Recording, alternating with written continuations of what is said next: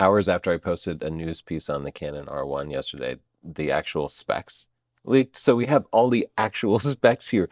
And some people are really disappointed. They feel like Canon has not leapfrogged Sony and Nikon like they needed to, but that's not how I feel about it. I look at the specs and I think, yeah, I think I'd take this over an A9 Mark III.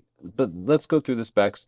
This isn't a sponsored video, but I do want to shout out to Adorama, who sponsors some of our videos. Use this link to visit Adorama, and that lets them know you heard about them through us. That helps support us, and that helps keep us making videos without having to take a sponsorship from a camera or lens manufacturer. That would be easy money for us, but instead we partner up with retailer, a camera store, because one, we want to keep camera stores alive, and two, that means we can recommend any brand. We can be brand agnostic, and that means we can make better recommendations for you because we're not always thinking about, okay, if I say this camera doesn't work right, is this manufacturer not going to sponsor us in the future? Camera brand sponsorships are off the table for us. Adorama, though, supports us great. So support Adorama by using our link whenever you shop. Thank you.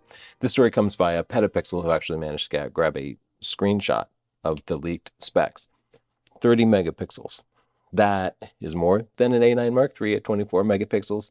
It's less than a Sony A1 at 50 megapixels or a Z9 at 45 megapixels. But it's a stacked sensor, which means it has a very fast readout. That also means it's not a global shutter, which is going to be disappointing for people who wanted Canon to answer the Sony A9 Mark III and its global shutter and its instantaneous readout. But we'll get more into the actual speed of it later because I don't think you'll be disappointed. It has no mechanical shutter based on the specs. The electronic shutter is fast enough that it doesn't need it. This follows in the path of the Nikon Z8 and Z9.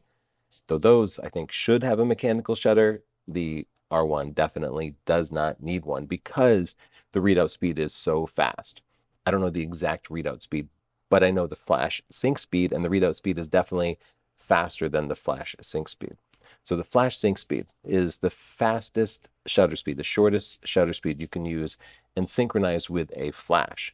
And this is limited by the amount of time it can read out from the sensor because traditional sensors read out from the top of the image to the bottom of the image, line by line, sort of what they call a rolling shutter thing. And if a flash is too fast, it will only illuminate part of the picture. We have an entire video dedicated to this if you're interested in knowing more. But faster is better.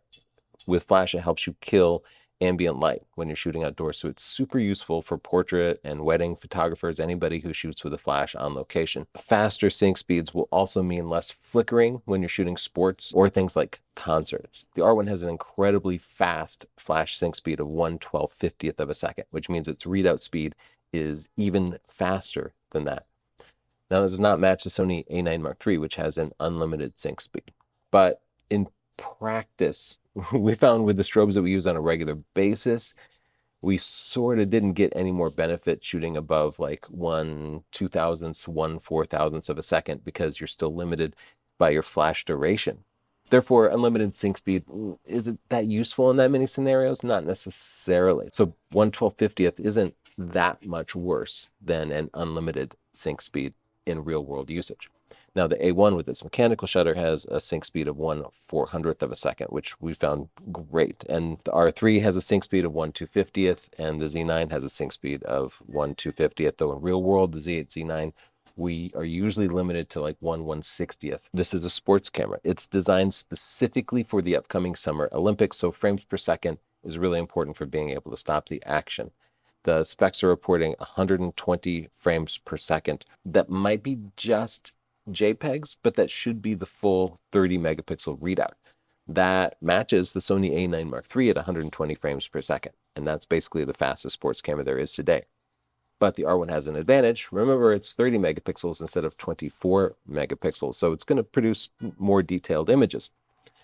It will also shoot at up to 240 frames per second in a burst mode. This works, I assume, like the Canon R3, where you push the shutter once, it takes a whole bunch of pictures at a really fast rate and then stores them all at once. I found this essentially useless in real world sports because you lose autofocus tracking. You can't see through the viewfinder, so you can't track moving subjects. The only time it would be useful is in highly specialized cases, like you've lined up a batter who's swinging on a ball and you want to try to get that moment when the ball hits. You have to have basically the focus and camera fixed on a particular subject during the course of it, but it will help you stop a split-second moment.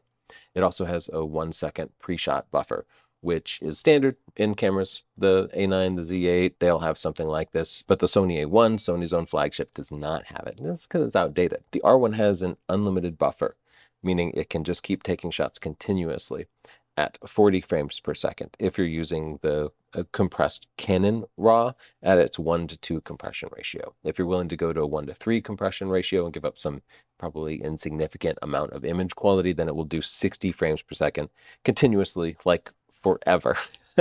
I assume it's using two CF Express Type B cards. So that means that if you're shooting at 120 frames per second, presumably at some point you're going to run out of buffer, which you would on the A9 Mark III generally also. It has better dynamic range than both the Canon R3 and the Canon R5, which they have good dynamic range. They have pretty much industry standard dynamic range. And I tested the R3's dynamic range against the Sony A9 Mark III, and the R3 had much better dynamic range than the Sony. And thus, if this new R1 is better than the R3, then we can use a transitive property, and now Canon is giving us 120 frames per second real world with better dynamic range than Sony A9 Mark III. And I think that's a big win. And that's why I based on these specs, the one I would pick up would be the R1. Though I'll get to the comparisons in just a second. Not everybody feels as good about it as I do. Like, here's a comment from Petapixel. Matt Williams said, yeah, these specs honestly read like an R3 Mark II. Like, they're great, but in the face of A1, Z9, Z8, and the A9 III, they don't really excite like they should. I agree with the sentiment. And then I'm also not super excited about it. In fact, after the A9 III was launched, we did a whole video where we said, can we just move on from frames per second and readout speed? Like, I'm weary of these frames per second wars because I don't think cranking up the frames per second is going to have a noticeable impact on my photography or even professional sports photography. Like, there's a useful limit to how many frames per second we need in different scenarios. You really have to construct like really high speed things to even see a benefit. And when I have shot sports with the A9 Mark III, I didn't end up using 120 FPS very often. When I did, I kind of regretted it because there were just so many files. So I would have appreciated some different innovation. I mean, the autofocus is better too, but what if we had like security, like anti-theft or encryption, better communications? These are all things that professionals really need that nobody really gives us because they all seem so focused on frames per second and readout speed.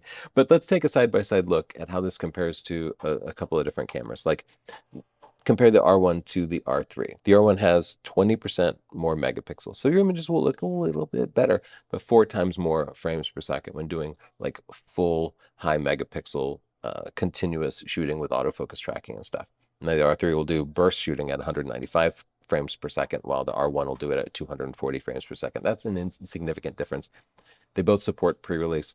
The R1 will have significantly better flash sync speed. So if you're shooting portraits with the flash, you can kill the ambient light better. You won't have to switch to high-speed sync, so you'll get more pops out of your strobe. And the R1 should have better dynamic range for people shooting raw and recovering shadows.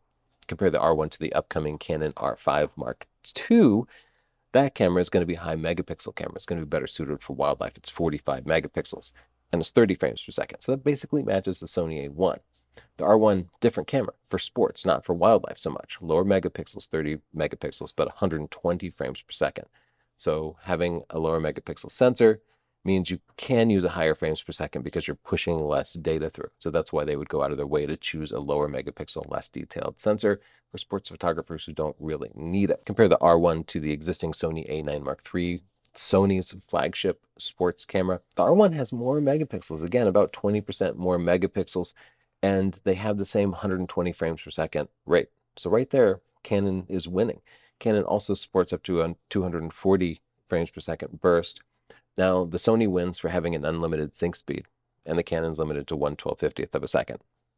Again, real world, 1/1250th gets you 95% of the usefulness of the unlimited sync speed. And I would bet real world 1/1250th won't show any amount of rolling shutter. You won't really see any flickering of lights in concerts, but we'll just have to test it. So subscribe and we'll test it once production cameras are actually available.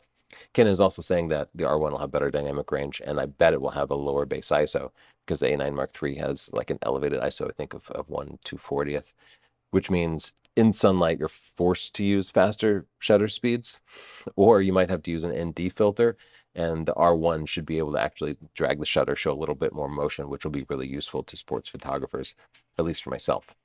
If you compare the R1 to Sony's flagship, the Alpha 1 is going to compare more closely to Canon's upcoming R5 Mark II because it's a high megapixel camera, suitable for sports, but more suitable for general photography, landscape photography, and especially wildlife photographers like myself. So the R1 is 30 megapixels, but the Sony A1 is 50 megapixels. The R1 is 120 frames per second, but the Sony A1 is 30 frames per second. So it's the difference between a high megapixel flagship and a high frames per second flagship. The R1 will compare much more closely to the A9 Mark III than the Alpha 1. And the same holds true for people comparing the R1 to the Nikon Z9. The Nikon Z9 has 45 megapixels. So it's focused on high frames per second, but the max RAW is 20 frames per second. The max JPEG is 30 frames per second, significantly slower. You can do 120 frames per second burst on the Z8 and Z9, but they drop you down to 11 megapixels. Honestly, when I shot sports with the Z8 and Z9, I used that mode and I thought it worked pretty great. And I thought the images looked just fine. And especially in sports scenarios where everything is moving and the depth of field tends to be shallow, the 11 megapixel images look pretty much indistinguishable from the Sony A9's 24 megapixel images. So I don't know that I'd be jumping ship from a Z9 or Z8, even if I was a sports photographer, to an R1, just because you would essentially be going from 11 megapixels to 30 megapixels. But again, we'll see the side-by-side images pretty soon. And the Z8 and Z9, they lack a mechanical shutter, but they don't have a super, super fast readout speed. And that means that their sync speed is technically limited to 1/250th, but in real world and practice, we find it limited to 1/160th with our flashpoint strobes. And thus, the higher sync speed would be a big advantage to the R1 if you were a shooter who was doing portraits and weddings as well as sports. So in that way, again, Canon is kind of winning. In the comments down below, let me know what you think, and don't forget to check out Adorama, who's not sponsoring this video. I just wanted to give them a plug. Bye.